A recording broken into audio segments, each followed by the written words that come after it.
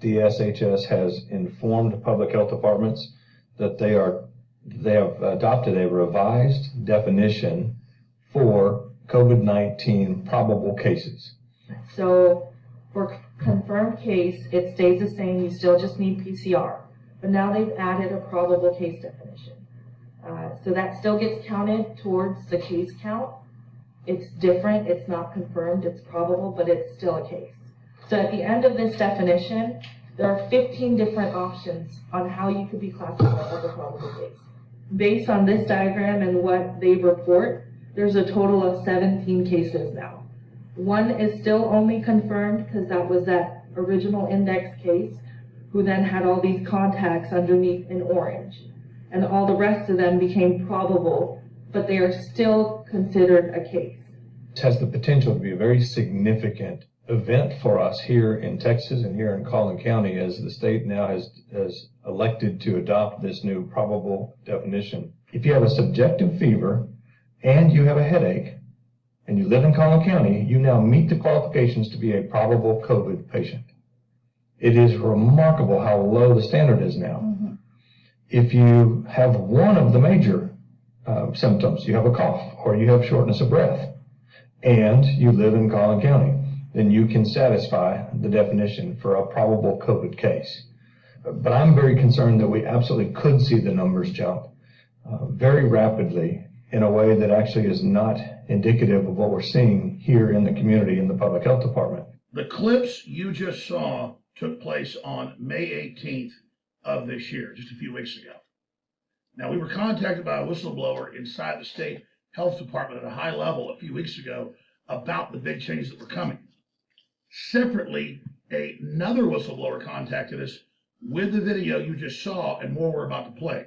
But this is complete proof that the COVID-19 testing regime and the definitions they semantically use from the NIH and CDC are frauds. This has been confirmed. If one person tests positive for COVID-19, 15 people in the computer model are then said to have it. So possibles are now defined as of the middle of May as COVID cases. But it gets worse. They go on to say that they're going to say it's COVID-19 even if someone's not been tested. And if someone dies without test, they're going to say it's COVID-19. And let's say the virus caused you to go to the ICU and then have a heart or kidney problem. Some countries are recording that as a heart issue or a kidney issue and not a COVID-19 death. Right now, we're still recording it, and the great thing about having forms that come in and a form that has the ability to mark it as COVID-19 infection, the intent is right now that if someone dies with COVID-19, we are counting that as a COVID-19 death. But this is bigger than that. This is the NIH directing the states to say that if one person tests positive in a questionable test, that 15 others are positive as well. So we're going to go through these clips. We're going to link to where you can see hours of this at the end of the video for yourself, because we don't just have the documents from the state health department. We actually have a county going over this last month and breaking it down and asking the question. This is going to create a lot of new false cases. Rob News, the InfoWars News Director, he's been following this for weeks. We're ready to break this right now. Yeah, that prophetic statement was made by Chris Hill, the county judge. Basically, he said, wow, with all these new parameters we're using to create COVID cases, they're using the word case very specifically, that we can have these inflated numbers. So it used to be, if you tested positive for COVID-19, that was one case. Now, if you have one case, they also look around it and see who you've been in contact with, and they say, okay, these are probable cases. These go into the caseload. And they use a lot of different parameters that we're going to go over just in 1 second. But one case could equal 17 cases, could equal 10 cases, could equal 20 cases. It doesn't matter. All it looks at is the word probable. And they add probable into the caseload. And now you've seen since May 18th, when these were implemented in Texas, the numbers skyrocketed. And they confirm that if they say probable, that's now called a case. It's a case. This is lawyer semantics. We've confirmed other states are following this same directive, so they can turn the cases up or turn them down. The bureaucrats can whenever they want. That's right. So let's go into these clips. We have clip 1. This is where they talk about the case definitions being revised. Here it is. State of Texas, DSHS has informed public health departments that they have adopted a revised definition for COVID-19 probable cases. Probable case definition was adopted by the Council of State and Territorial Epidemiologists back in early April 4th or 5th. They adopted this. They sent it to the CDC, and the CDC did take that recommendation and adopt it and send it out to the various states. Now we're going to look at the new case definitions. So this adds confirmed cases with probable cases. Here it is. So for confirmed case, it stays the same. You still just need PCR. But now they've added a probable case definition. So that still gets counted towards the case count. It's different. It's not confirmed. It's probable, but it's still a case. Meaning if you use another testing method, not PCR, and if you have close contact with a confirmed or probable case, and if you did that lab work that was not a PCR, you could be considered a case with or without symptoms. Probable plus confirmed equals case, and they admit the two are added together in the guidelines put out by the feds. And let's remember, Dr. Ron Paul has come out today and said, this is a hoax. They're counting people that aren't positive with false tests, but it's beyond that. They then use the false test to say, on average, 15 extra people have it. And then Elon Musk, who's a major engineer, major league dialed in, he's come out and said it's all a giant hoax using false testing, but it's beyond that.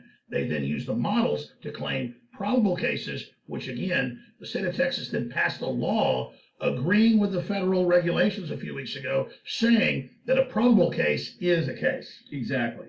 And now, here's an aside on this, too. The new death requirements, you don't even have to be tested. You could be dead. If you haven't been tested for COVID, you could still have been around somebody with COVID, be a probable case, and be counted as a COVID death. Here's that clip. They also updated the definition for deaths related to COVID-19. Previously, prior to this definition, it was only if you had a positive PCR result that you would be counted as someone who died related to COVID-19. Now that lab testing is no longer required to be counted towards that. All right, now we're going to go to Aisha. She's the health department worker who works in epidemiology. This is about 2 minutes, and she goes into how we have a confirmed case, but here are these other things that we can add to it that make probable cases. So basically, if you sneeze and live in Collin County, you can be considered a probable case under these new guidelines. Here it is. So if you do the FDA-approved testing, which right now is serology, looking for antibodies, IgG, IgM, you have to have the clinical criteria. And if you don't have that, and then you have the EpiLink, then you could still be counted as a case. So if we look at the yellow box here, that's the approved testing, right? If yellow, you have the test, and then you have any of the blue, you're a probable case. If you're yellow and you have any of the close contact, which doesn't mean you're sick, you're a probable case.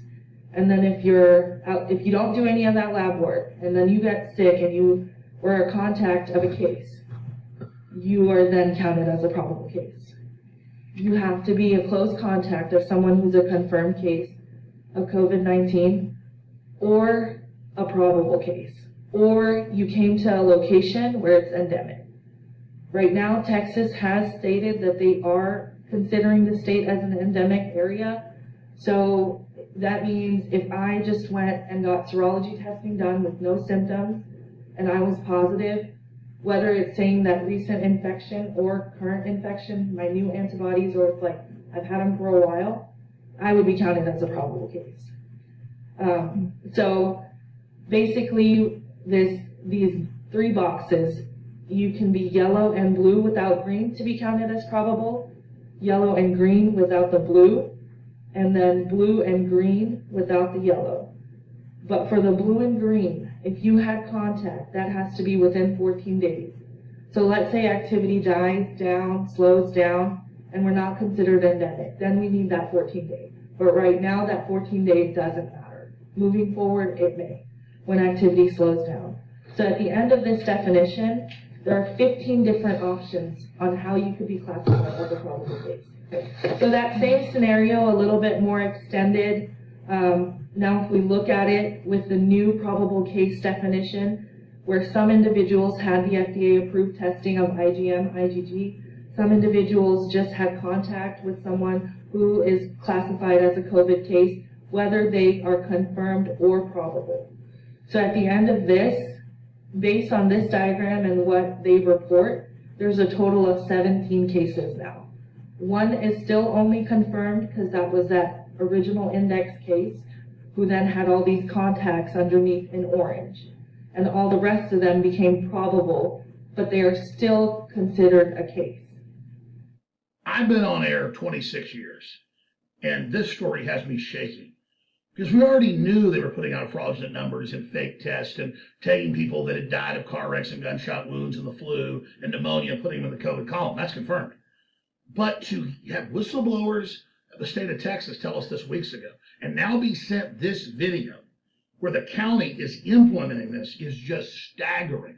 I mean, we have caught them red-handed in massive fraud, but they believe because it's bureaucratic, because it's scientific, because it's mathematic, that they, the bureaucrats, can hide behind what they've done in this massive power grab. We've got more clips, Rob. That's right. This is Chris Hill, the county judge, where he's going to kind of recap everything for you, show you his process of learning this information in real time, and then going, you know what? This is going to be ripe for increased numbers. I don't know if this is really a good idea, but they've already voted on it. They've already put it into place. It's like you can't stop this runaway train. So here it is.